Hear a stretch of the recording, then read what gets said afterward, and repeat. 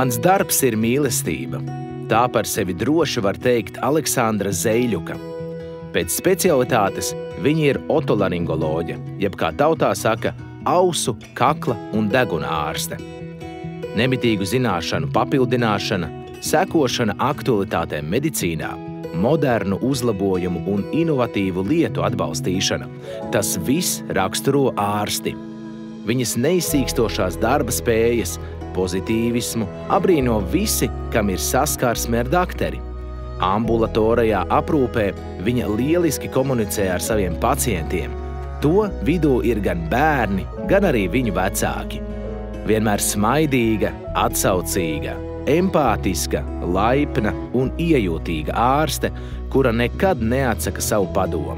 Tāda ir Aleksandra Zeiļuka. Es dzimusi Ukrainā un mācos Hmeļnickas pilsētā 16 gadu ukraiņu valodā. Mans tēvs, ukraiņu rakstnieks, vēlas, lai es kļūšu par žurnalisti, bet es nodarbojos ar sportu, man ir pirmā klase handbola, un man patīk, lai man apkārt būtu veseli, smaidīgi, priecīgi cilvēki.